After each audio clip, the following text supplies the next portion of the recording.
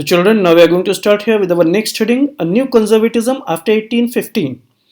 तो यहाँ पे आपको बताया जा रहा है कि 1815 के बाद में आने वाला कंजर्वेटिज्म, तो ये 1815 वो पीरियड था जब नेपोलियन बोनापार्ट को डिफीट किया गया, जब उसको हरा दिया गया।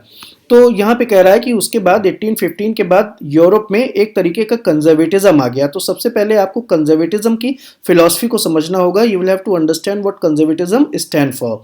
तो आपको क्या बताया जा रहा है, this is a political philosophy. एक पॉलिटिकल फिलॉसफी है जो कि स्ट्रेस करती है, जो जोर देती है on the importance of tradition, कि ट्रेडिशनल वैल्यूज जो हैं उनको ये सपोर्ट करती है। कंजर्वेटिज्म का मतलब कि to support the traditional values, established institutions and customs. इसमें एस्टैब्लिश्ड इंस्टीट्यूशंस जैसे चर्च हो गया और इस तरीके की दूसरी एस्टैब्लिश्ड इंस्टीट्यूशंस को सपोर्ट किया जाता है। एस्टैब्लिश्ड जो ट्रेडिशनल कस्टम्स हैं उनको सपोर्ट किया जाता है। और इनका ये भी मानना है कि डेवलपमेंट ग्रेजुअल होना चाहिए, ना कि सडन। इनका ये भी मानना है कि डेवलपमेंट ग्रेजुअल हो, जो क्विक चेंज की तरफ जाने की बात ये नहीं करते हैं। ये ऑल ऑफ अ सडन किसी चेंज को एक्सेप्ट करने की बात नहीं कहते हैं, चेंज की तरफ ग्रेजुअल मूवमेंट की बात करते हैं। तो ये कंजर्वेटिज्म फिलॉसफी है। तो कंजर्वेटिव का मतलब भी वैसे होता है पुरानी सोच वाला। तो यहाँ पे ये इस तरीके से डेफिनेशन जस्टिफाइड है।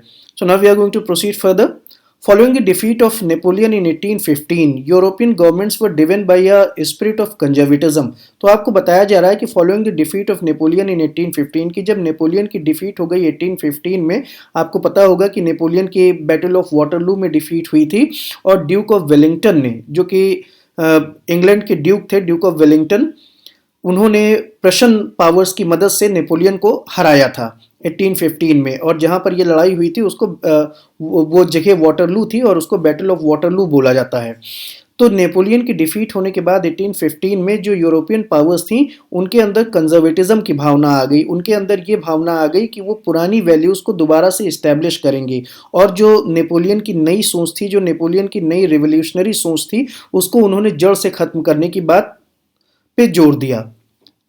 मेरे ख्याल से इतनी बात आपको समझ में आई होगी कि जब नेपोलियन की 1815 में डिफीट हो गई तो आपको ये भी पता है कि नेपोलियन ने बहुत सारे नए चेंजेस इंट्रोड्यूस किए, कि जिसमें यूनिफॉर्म वेट और मेजर का सिस्टम था, उसने सर्फडम को ख़त्म किया, बहुत सारी इस तरीके की चीज़ें थी जिसको उसने नए तरीके से इंट्रोड्यूस किया।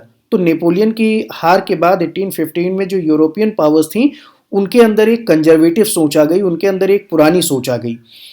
Conservatives believe that the established traditional institutions of state and society like the monarchy, church and social hierarchies, property and the family should be preserved.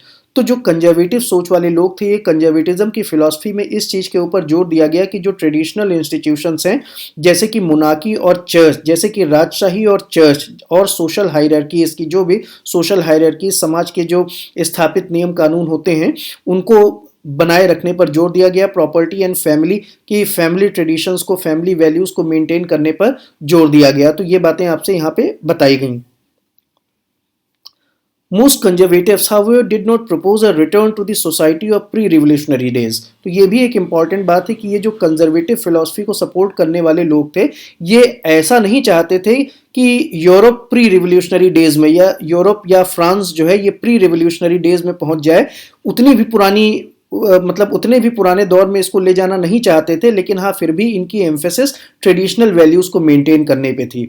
Rather they realised from the changes initiated by Napoleon that modernization could in fact strengthen traditional institutions like the monarchy. हालांकि जो Napoleon के जो changes introduce हुए थे उन changes से भी ये कुछ हद तक इंस्पायर्ड थे, उन चेंजेस को भी ये कुछ हद तक अप्रिशिएट करते थे। तो इनका ये मानना था कि अगर कुछ मॉडर्नाइजेशन हो तो मॉडर्नाइजेशन के थ्रू ट्रेडिशनल इंस्टीट्यूशंस भी स्ट्रांग हो सकती हैं, कि मॉडर्नाइजेशन जो है वो ट्रेडिशनल इंस्टीट्यूशंस को भी स्ट्रांग बना सकता है, जैसे कि मोनार्की को। तो कैसे बना सकता है कि मॉडर्नाइजेशन होगा तो मॉडर्न आर्मी होगी, मॉडर्न वेपन्स होंगे और इस तरीके से राजा की पावर और बढ़ जाएगी, मोनार्क की पावर और बढ़ जाएगी। तो इस तरीके से मॉडर्नाइजेशन लाने से ट्रेडिशनल इंस्टीट्यूशंस को भी मदद मिलेगी। It could make state power more effective and strong. तो उनको ये भी पता था कि इससे स्टेट पावर ज़्यादा इफेक्टिव और स्ट्रॉन्ग हो सकती है मॉडर्नाइजेशन लाने से।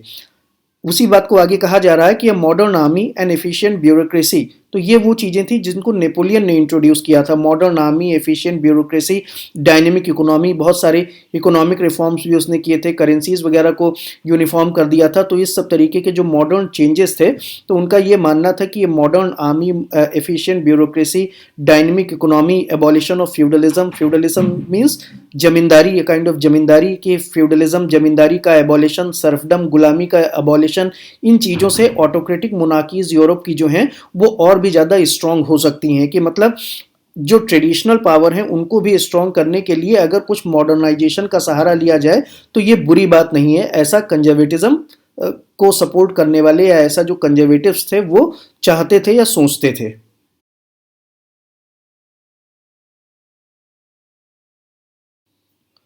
तो बच्चों, आपको आगे क्या बताया जा रहा है कि इन 1815 representatives of European powers, Britain, Russia, Prussia and Austria, who had collectively defeated Napoleon, met at Vienna to draw up a settlement for Europe।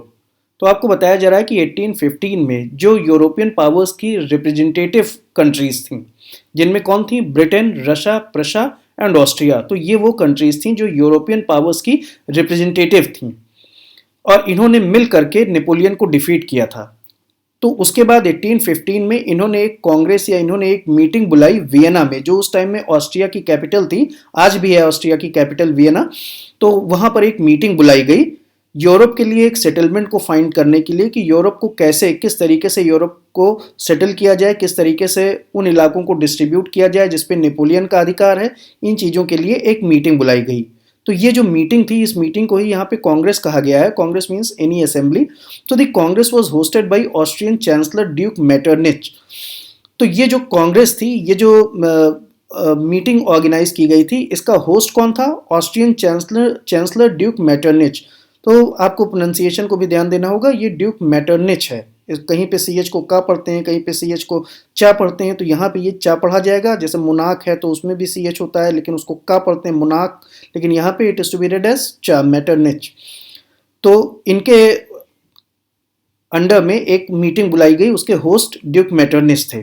तो the delegates ड्रीव up the treaty of Vienna of 1815। तो जो वहाँ पे delegates थे, जो वहाँ पे representatives थे, उन्होंने मिल करके एक एग्रीमेंट पे साइन किया, जिस एग्रीमेंट को ट्रीटी ऑफ वियना कहा गया। इस एग्रीमेंट को treaty of Vienna, treaty means एक तरीके की संधि, एक तरीके का समझौता, तो इसे ट्रीटी ऑफ वियना का नाम दिया गया, treaty of Vienna of 1815, with the object of undoing most of the changes that had come about in Europe during Napoleonic Wars.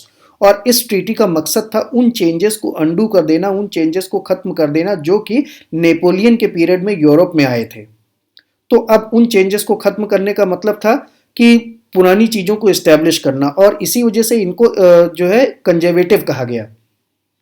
तो इसमें सबसे पहला चेंज इन्होंने क्या किया कि the Bourbon dynasty, this is to be read as Bourbon, the Bourbon dynasty which had been depose during the French revolution. तो French revolution के टाइम में आपको याद है कि लुइस 16 को डिथ्रोन कर दिया गया था, लुइस 16 को उसके सिंहासन से हटा दिया गया था। तो लुइस 16 भी बाबन डायनेस्टी का ही था। तो जिसे फ्रेंच रेवोल्यूशन के टाइम में हटा दिया गया था, उसी बाबन डायनेस्टी के किसी और सक्सेसर को दोबारा से जो है रिस्टोर किया गया पावर में।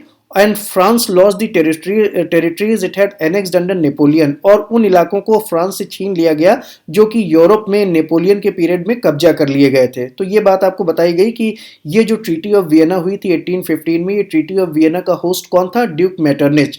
और ये ट्रीटी ऑर्गेनाइज की गई थी कि ताकि जो यूरोपियन मेजर पावर्स हैं, ब्रिटेन, रशिया, प्रशा, ऑस्ट्रिया, ये आपस में मिल करके यूरोप का सेटलमेंट कर लें।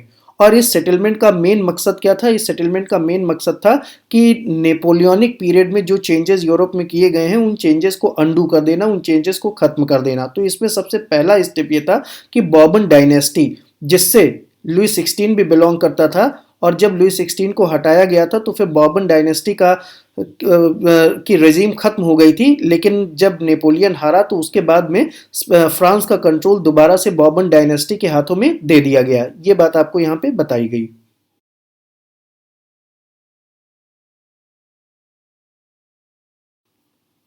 तो बच्चों अब आगे देखते हैं, आपको क्या बताया जा रहा है कि a series of states were set up on the boundaries of France to prevent French expansion in future.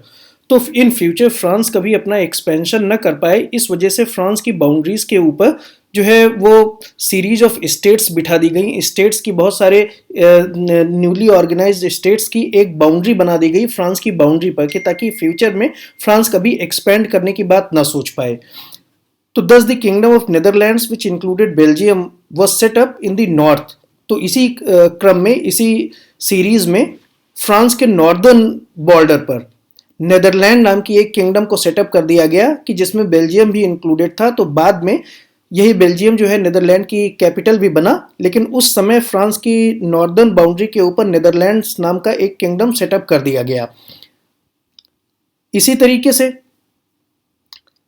Gennova नाम का एक एरिया था जिसका नाम था जिनोवा। तो that was added to Piedmont. तो उसको पीडमोंट इलाके में जोड़ करके साउथ में सेटअप कर दिया गया। तो ये पीडमोंट आज के टाइम में इटली का इलाका है, लेकिन उस टाइम में यूनिफिकेशन ना होने की वजह से कोई अपना ऑटोनॉमस स्टेट रहा होगा, कोई ऑटोनॉमस टेरिटरी रही होगी। तो इस पीडमोंट जो कि आज के टाइम में इटली का इलाका है, तो इसमें जिनेवा को ऐड करके, ये जिनोवा है, जिनोवा को ऐड करके साउथ में एक बॉर्डर बना दिया गया फ्रांस का।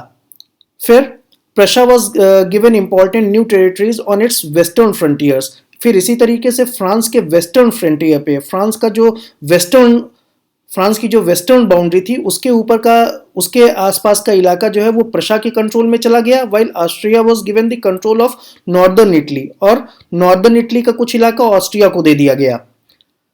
लेकिन साथ ही साथ एक इंपॉर्टेंट बात यह भी बताई जा रही है कि but the German confederation of 39 states that had been set up by Napoleon was left untouched. तो नेपोलियन ने जो एक 39 स्टेट्स का कॉन्फेडरेशन बनाया था यूरोपियन रीजन्स में, तो उसको अनटच रखा गया, उसको किसी ने नहीं टच किया।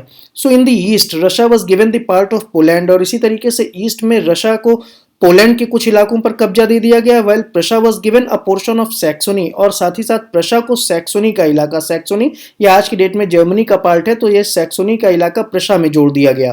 तो the main intention was to restore the monarchies that had been overthrown by Napoleon. तो ये सब सारी चीजें उन सिचुएशंस को रिस्टोर करने के लिए की गई थी कि जो नेपोलियन के द्वारा चेंज कर दी गई थी।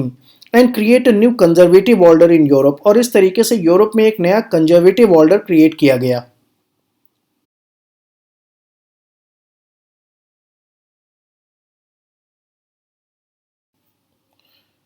तो बच्चों अब हम इसके आगे देखेंगे आपको क्या बताया जा रहा है कि कंजर्वेटिव रेजिम सेटअप इन 1815 व ऑटोक्रेटिक, कि 1815 में नेपोलियन को हराने के बाद जो मेनली यूरोपियन पावर्स जो नेपोलियन को हराने में इन्वॉल्व थी, उन्होंने एक कंजर्वेटिव रेजिम सेटअप किया, उन्होंने एक कंजर्वेटिव कंट्रोल सेटअप किया, और ये कंजर्वेटिव कंट्रोल पूरी तरीके से ऑटोक्रेटिक था, कि means there wasn't anybody above it, कि इनके ऊपर कोई नहीं था। They did not tolerate criticism, इनको किसी भी तरीके से क्रिटिसिज्म टॉलरेट नहीं थी, ये अपने अगेंस्ट कुछ भी सुनना नहीं चाहते थे।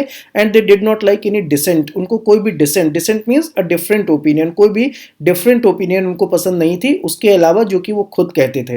And sought to curb activities that question the legitimacy of autocratic government, and they sought to curb means control, जिसको बोलते हैं लगाम। तो ये कंट्रोल करते थे, लगाम लगाते थे ऐसी किसी भी एक्टिविटी के ऊपर जो ऑटोक्रेटिक गवर्नमेंट की लेजिटिमेसी, जो ऑटोक्रेटिक गवर्नमेंट की जेन्युइननेस पे क्वेश्चन मार्क लगाती थी, कि अगर कोई ये कहे कि ऑटोक्रेटिक गवर्नमेंट जेन्युइन नहीं है तो ये उसको मार देते थे।